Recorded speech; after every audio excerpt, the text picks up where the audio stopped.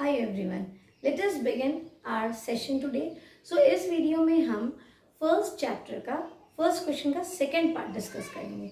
So the question is that you have to use appropriate properties and solve the given questions.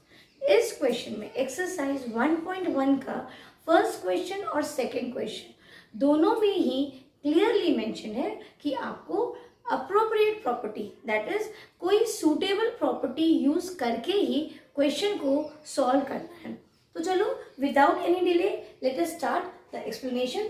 सो जब आप ये question देखोगे तो आप देखोगे कि कुछ रैशनल नंबर्स हैं जो आपस में मल्टीप्लाई भी हो रहे हैं या फिर ऐड भी हो रहे हैं. सो इससे हमको ये क्लियर हो गया कि हम यहाँ पे commutative property of addition and multiplication या फिर एसोसिएटिव प्रॉपर्टी ऑफ एडिशन और मल्टीप्लिकेशन यूज नहीं कर सकते. हम ऐसा क्यों बोल रहे हैं? चलो एक बार जल्दी से प्रॉपर्टी जो यूज कर भी सकते हैं या जो यूज नहीं भी करेंगे वो हम समझ लें, क्योंकि इतनी प्रॉपर्टीज है.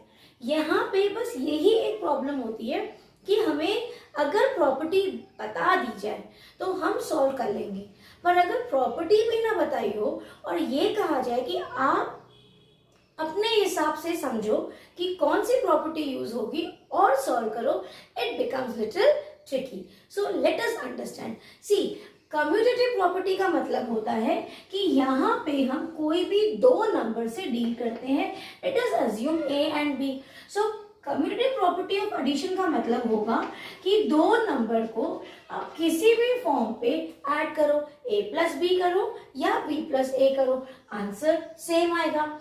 वैसे ही इसकी दूसरी प्रॉपर्टी होती है मल्टीप्लिकेशन के लिए. सो आप उसको किसी भी तरीके से मल्टीप्लाई करो, a इंटू बी या b इंटू ए, आंसर सेम आएगा. सो यहाँ पे सिर्फ दो नंबर्स तो नहीं है, इसका मतलब ये प्रॉपर्टी तो हम यूज नहीं कर सकते. अब इसके बाद वाली प्रॉपर्टी क्या होती है? वो होती है associative property. Associative property deals with more than two numbers. यहाँ पे हम कोई भी तीन नंबर ले लेंगे. Same thing it is for addition as well as for multiplication. So अगर मल्टीप्लिकेशन बोल रहे हैं तो आप इस तीन नंबर को किसी तरीके से भी मल्टीप्लाई कर सकते हो. पहले आप कोई भी दो नंबर ले लो, उसके रिजल्ट से थर्ड नंबर मल्टीप्लाई करो, या आप फर्स्ट एंड लास्ट ले लो, सेकेंड से मल्टीप्लाई करो, या आप फर्स्ट एंड सेकेंड ले लो और थर्ड से मल्टीप्लाई करो. तो आप अगर ऐसा करोगे, किसी भी फॉर्म पे मल्टीप्लाई करोगे, आंसर सेम आएगा. अब देखो यहाँ पे ऐसा है क्या, प्योरली सारे नंबर्स क्या मल्टीप्लाई हो रहे हैं या फिर इसी तरह से ऐड हो रहे हैं? नहीं. तो ये क्लियर हो गया कि यहाँ पे एसोसिएटिव प्रॉपर्टी और कम्यूटेटिव प्रॉपर्टी दोनों हम यूज नहीं कर सकते. अब आती है थर्ड प्रॉपर्टी. थर्ड प्रॉपर्टी होती है डिस्ट्रीब्यूटिव प्रॉपर्टी. वैसे प्रॉपर्टीज तो बहुत सारी है, एडिटिव आइडेंटिटी है, एडिटिव इनवर्स है, मल्टीप्लिकेटिव प्रॉपर्टीज है, बहुत सारी है. पर अभी हम जो मेजर प्रॉपर्टीज है जिसमें दो चार नंबर्स को लेके हम डील करते हैं, इस तरह की प्रॉपर्टी, उसमें तो बेसिकली ये तीन ही फॉल करते हैं. तो अब हम देखते हैं distributive property of multiplication over addition. क्या है? Of multiplication over addition. ये बोलता है कि आप किसी भी नंबर को इस फॉर्म पे रखो. इस फॉर्म का मतलब एक नंबर जो मल्टीप्लाई हो रहा है, किससे हो रहा है? कोई दो नंबर्स के सम से. ऐसे भी करके देखो, या आप वो जो नंबर मल्टीप्लाई हो रहा है उसको अलग अलग मल्टीप्लाई करो और फिर ऐड करो, आंसर सेम आएगा. अब बेटा वापस से इस क्वेश्चन पे चलो. यहाँ आप देखो क्वेश्चन को तो हमें समझ में आएगा कि हमें यहाँ पे क्या चाहिए. देखो दो पेयर चाहिए, यहाँ तो तीन सेट्स दिए हुए हैं, ठीक, फिर भी और एक चीज कॉमन दिख रही है कि ए कॉमन होता है. तो अभी हमको ये नहीं समझ में आ रहा कि यहाँ पे ये प्रॉपर्टी यूज कर सकते हैं कि नहीं कर सकते. अगर कर सकते हैं तो हमें क्या चाहिए? आपके दो नंबर्स जो आपस में मल्टीप्लाई हो रहे हैं वहां पे ए कॉमन होना चाहिए. चलो पहले देखते हैं क्या ऐसा कोई नंबर है जो आपस में मल्टीप्लाई हो रहा है, बट उसके पास एक ऐसा नंबर है जो मल्टीप्लाई सेम नंबर से हो रहा है। हाँ, ये देखो लास्ट में यहाँ पे भी 2/5, ये इससे मल्टीप्लाई हो रहा है, ये वाला नंबर इससे मल्टीप्लाई हो रहा है। तो हमको हमारा सेट मिल गया, एक ये वाला हो गया, एक ये वाला हो गया। इसका मतलब हम ठीक समझे, ये क्वेश्चन पे हम पहले डिस्ट्रीब्यूटिव प्रॉपर्टी लगाएंगे। अगर आप कॉपी में सॉल्यूशन कर रहे हो तो पहले यहाँ पे पॉज आप वीडियो को करो और यहाँ पे आप लिखोगे बाय अप्लाइंग डिस्ट्रीब्यूटिव प्रॉपर्टी, और इस प्रॉपर्टी को लिख के एक पेंसिल से बॉक्स के अंदर फॉर्मूले को एनक्लोज कर देना। इसका आपको 1 मार्क मिलेगा। ठीक, अब ये समझ में आ गया कि डिस्ट्रीब्यूटिव प्रॉपर्टी लगानी है, और ये भी समझ में आ गया कि ये दो नंबर्स पे वो प्रॉपर्टी लगेगी। तो हम एक काम करेंगे, अब हम इसको एक बार रीअरेंज कर देते हैं। रीअरेंज से क्या होगा, हमें सॉल्व करने में आसानी होगी। रीअरेंज कैसे करेंगे, ये नंबर तो हमें चाहिए, इसको आप ऐसे ही लिख लीजिए। साथ में अब ये वाला है, इस वाले नंबर को पहले कॉपी करना और उसके बाद जो बच गया है नंबर आप उसको कॉपी करना। ठीक है, तो ये अभी एक्सक्लूडेड है। एक्सक्लूडेड का मतलब ये नहीं है कि इसको हम छोड़ देंगे, इसको कॉपी करते रहेंगे, बट पहले हम इस नंबर पे फोकस करेंगे। सो ये हमारी प्रॉपर्टी थी, कौन सी वाली, ए, ये हमारा बी प्लस ये हमारा सी और ये हमारा ए। ये क्वेश्चन जो है इस फॉर्म में दिया है।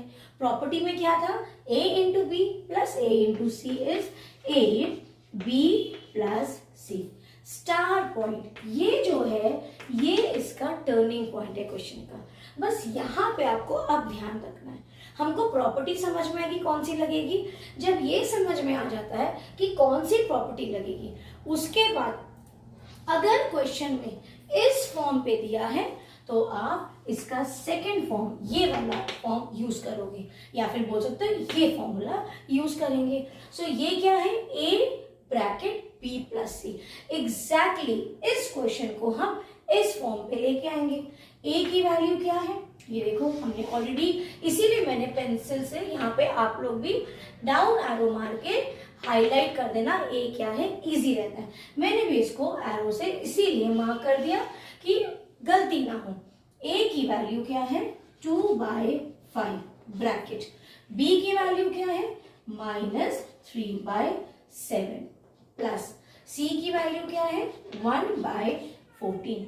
साथ में वो नंबर जो हमको कॉपी करते रहना है, that is 3। It is not 2, it is 3। ठीक है, यहाँ पे इसको हम वैसे क्रॉस मल्टीप्लीकेशन कर सकते हैं, क्योंकि देखो ये क्या है, सिर्फ दो पैर है, a इंटू बी और b into A, that is commutative property of multiplication यहाँ पे यूज हो रहा है। सो 3 टाइम्स 1, 3 टाइम्स 2। यहीं पे यहाँ हमने अगर सिर्फ सिंप्लीफाई किया है, नेक्स्ट में इसका आंसर लिख फिर छोड़ देंगे, क्योंकि अभी हमको फोकस किस में करना है, ब्रैकेट में, क्योंकि ये ब्रैकेट दिया हुआ है। अब आप देखो ब्रैकेट में क्या हो रहा है, दो रैशनल नंबर्स को सॉल्व करना है। सो ये मल्टीप्लाई तो नहीं है, वरना इसको भी हम क्रॉस मल्टीप्लिकेशन से सॉल्व कर लेते। जब रैशनल नंबर्स ऐड होते हैं या सब्ट्रैक्ट होते हैं तो हमें क्या करना है, उसको एक कॉमन डिनोमिनेटर पे लेके आएंगे, फिर ही सॉल्व कर सकते हैं। इसका मतलब हमको 7 और 14 का एलसीएम लेना पड़ेगा। सो एलसीएम आपको ये लिखना पड़ेगा, ठीक है, आप लाइन छोड़ो, या फिर क्योंकि ये जस्ट 7th क्लास का रिव्यू चैप्टर है, हमने ये सारी चीजें 7th क्लास में की हुई है, तो आप यहाँ पे एक RW करके अपने कॉपी में कॉलम बनाना और रफ वर्क लिख लेना। तो यहाँ पे हमको 7 और 14 का आप लिखोगे एलसीएम ऑफ 7 एंड 14। इसका जो एलसीएम है 14 आएगा, आप शो कर लेना। अब क्या करना है, -3/7 जो नंबर था उसको लिख लो, कंपेयर किससे करेंगे, जो एलसीएम आया। ये जो रैशनल नंबर है इसको भी लिख लो, इसको भी क्या करेंगे, जो एलसीएम आया उससे हम कंपेयर करेंगे। 7 के टेबल में 14 2 टाइम्स आता है, तो न्यूमरेटर को भी हम 2 से मल्टीप्लाई करेंगे, ये बन जाएगा -6। सो यहाँ देखो -2/5 है, -2/5 को एज इट इज -3/7, -3/7 की जगह हम क्या लिख सकते हैं, -6/7। अब 1/14, इसका d और d दोनों का सेम है, तो इसका मतलब ये भी सेम रहेगा, ये बन जाएगा 1/14। इसको सॉल्व कर लो, ये आ जाएगा 1/4। अभी भी ब्रैकेट है, सॉरी यहाँ पे बेटा एक चेक करना, गलती 14, ठीक। अब देखो d तो सेम आ गया, पर अभी हमको इसको सॉल्व करना है। सो अब हम इसको सॉल्व करेंगे। मैं यहाँ लाइन खींच देती हूँ, पार्ट डिवाइड हो जाएगा। अब 2/5 कॉमन आ गया, d को कॉमन ले लो, यहाँ क्या बचा -6 + 1, और यहाँ क्या बचा 1/4। अब यहाँ पे क्या हो रहा है, दो नंबर्स यहाँ पे डिफरेंट साइन के हैं, तो जब डिफरेंस इन साइन होता है तो हम क्या करते हैं, subtract. So bigger value minus smaller value, so 6 - 1 will become 5, but put greater number sign, so ये बन जाएगा -5/14। और ये जो है, अब आप इसको या डायरेक्टली यहाँ पे आप इसका अब ब्रैकेट खोल सकते हो, ठीक है। तो ये एक साथ आ जाएगा, ये हो जाएगा 2/5, और यहाँ पे आ गया -5/14 -1/4, ठीक। ये ब्रैकेट का मतलब क्या होता है, मल्टीप्लीकेशन। सो देखो बहुत नियर हो गए हैं हम, आंसर के बहुत पास आ गए। अब ये क्या है, ये देखिए, फिर कम्युटेटिव प्रॉपर्टी लग रही है, मल्टीप्लिकेशन हो रहा है ना, तो क्रॉस मल्टीप्लिकेशन करके देखेंगे। सो ये क्या बन जाएगा, 5 1 जा 5 1 जा 2 1 जा एंड 2 7 जा, मतलब यहाँ क्या हो गया माइनस।